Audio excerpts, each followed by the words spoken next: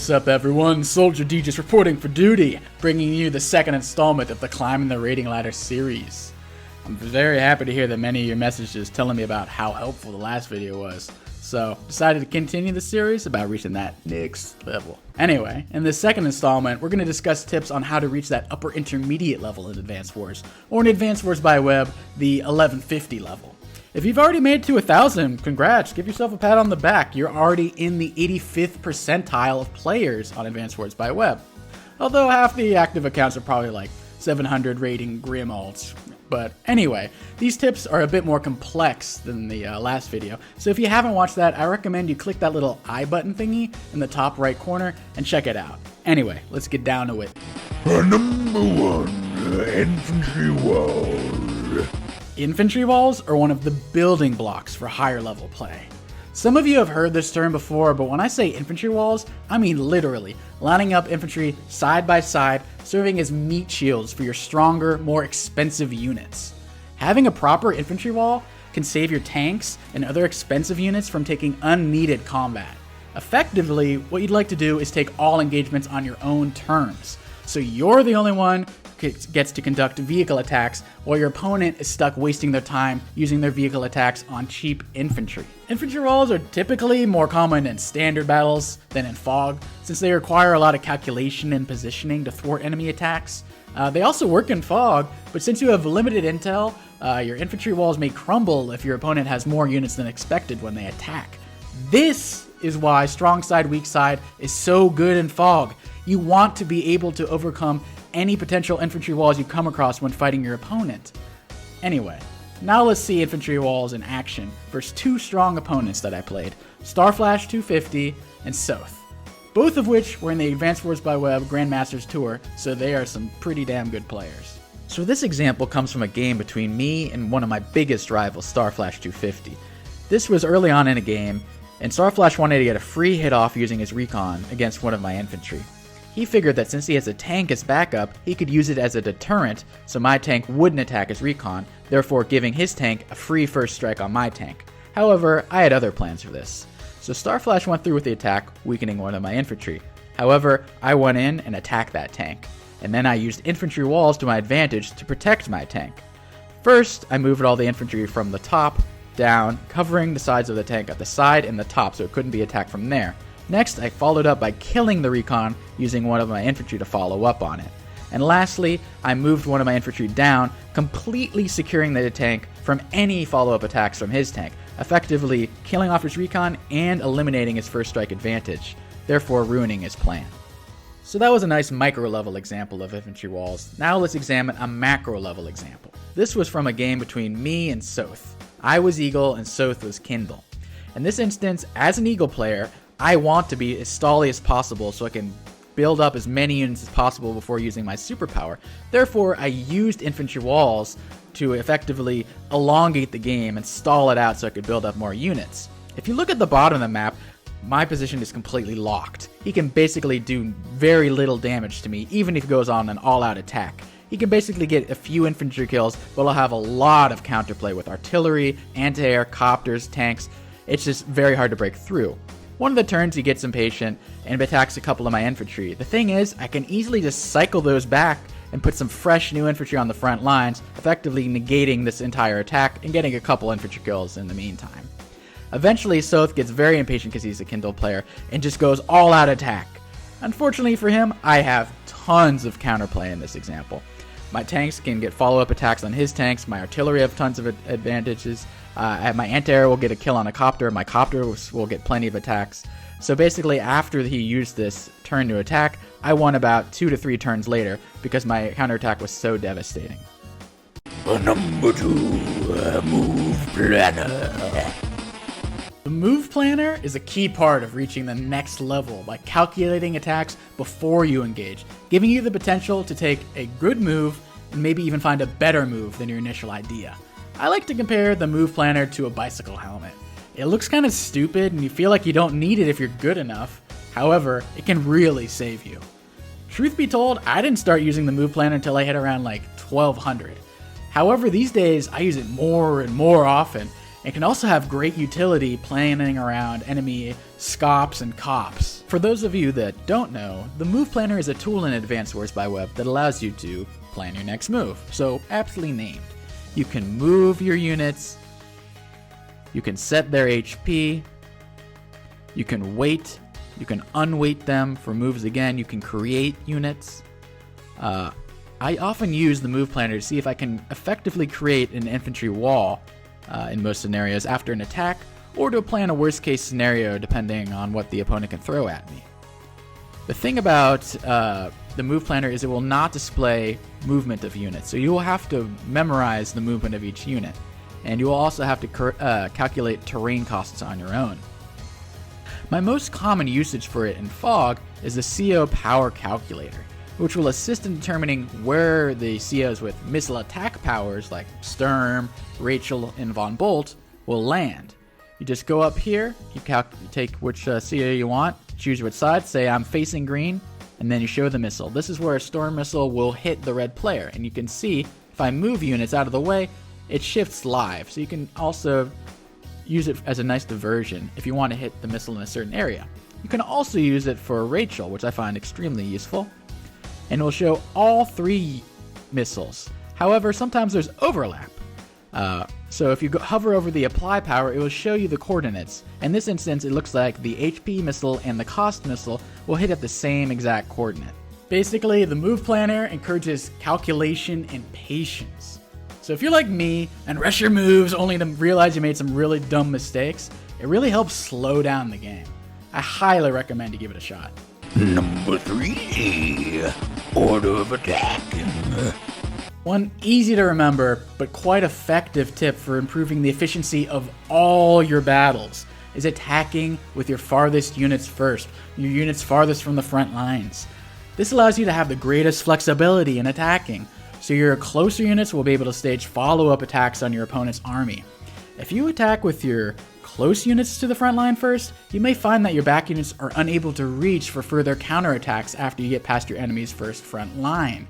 This is especially essential in Fog, where you may not have complete vision or intel at the beginning of the turn, and only later realize the enemy has more units behind the first front, maybe like an artillery or something, and if you attack with your front units first, your back units may not be able to reach that artillery. So you want to attack with your back units first, so you have that ability to stage some strong, powerful follow-up attacks that are super crucial in super close fights. Number 4, unit synchronization. Unit synchronization is probably one of the hardest issues to fix in Advance Wars, and I am definitely guilty of some of this stuff to this day. It relies on both understanding your army's macro and micro engagements.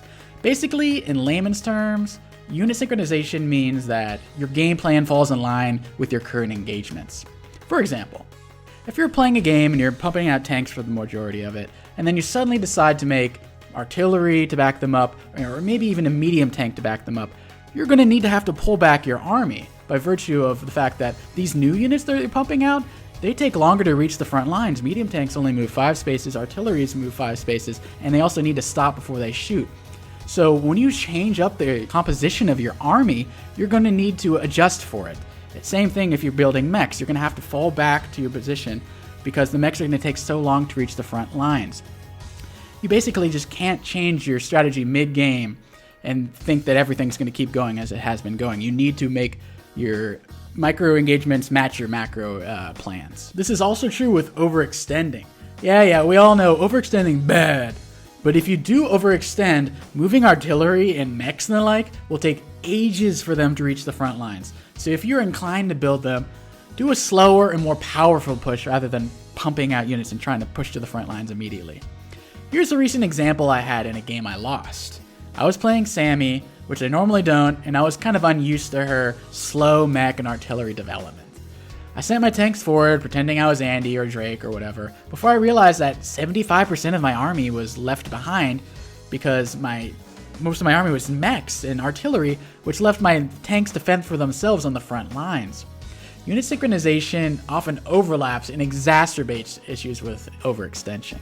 If you are inclined for a deep push, I recommend keeping it to high movement vehicles and air units. Basically, leave your indirects and mechs in defensive positions unless you slow down your push. You can still use artillery offensively, Just make sure that your attacking units keep pace with your slowest units, and you don't have tanks 10 spaces away from your artillery. Number 5, taking up. Okay, so teching up is basically the process of switching from a smaller, cheaper unit to a bigger, more expensive unit, i.e. changing from a tank to a medium tank, or from a B-copter to a bomber. Knowing when to tech up can be extremely difficult, let's be honest here. Since the game is so dynamic, there is no one true rule of thumb that always holds.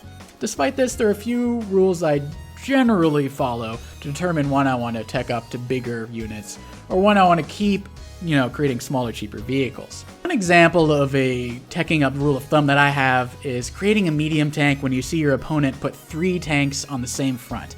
Even better if they're overextended onto your side of the map. So your slow medium tank can barrel down and reach them quicker. This does not ring true if the enemy has the tanks spread out wide across multiple fronts on the map, because your slow medium tank will not be able to catch them all.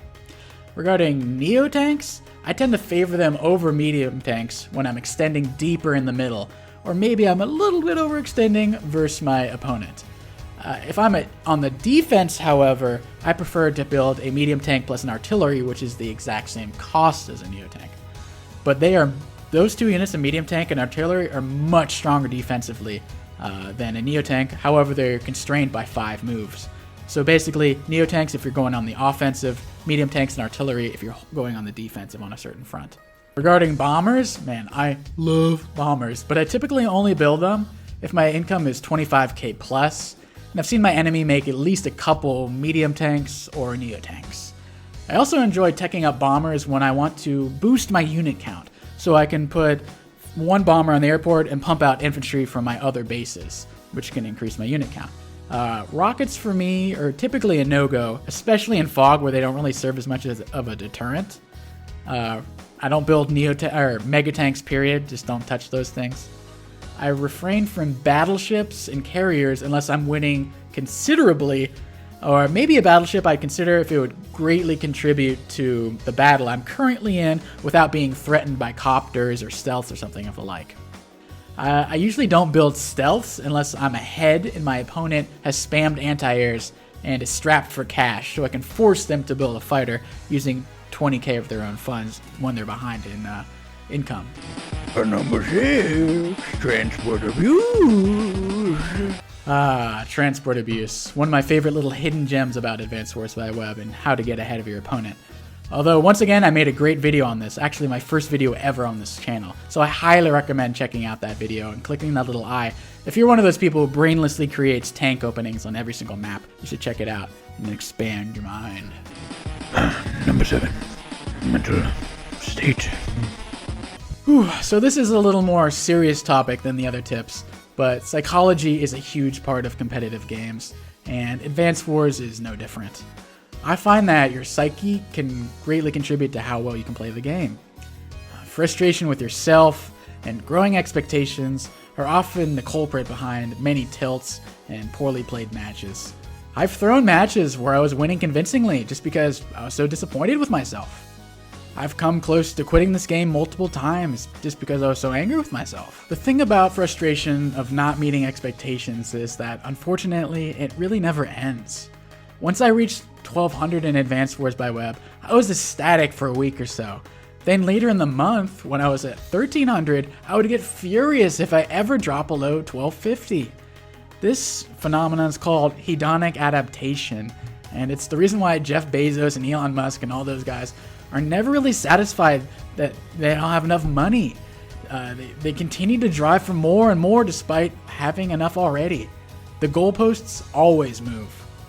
On a more personal note, it can also be really difficult seeing people say how much my videos help them improve, only to get just beaten by them pretty badly. I mean, that just hurts my ego. Combating this frustration isn't easy, and saying, relax, don't worry, literally does nothing to quell the competitive nature of video games. I find the most effective way to rebound after a bad loss, or even just a bad turn, is to take a day-long break and sleep on it. Refrain from trying to compensate by immediately searching for other games in an effort to get your points back, because this will probably just exacerbate the situation. Taking even just a short break will greatly enhance your mental health if you're getting too drawn into your games. I also find that sympathizing with other Advance Wars players greatly helps, and when I nearly quit a few months ago due to a string of devastating losses, it was my fellow players that taught me that it wasn't the end of the world, and that you can't always expect to win, and I thank them. Because of their support and their words, I continued, and now I have a YouTube channel. Anyway, that wraps up all the tips you'll need to reach 1150, and the upper intermediate level in Advance Wars. I hope you learned something new, and I look forward to showing you the third installment, attaining the all-great 1300 level. Anyway, peace.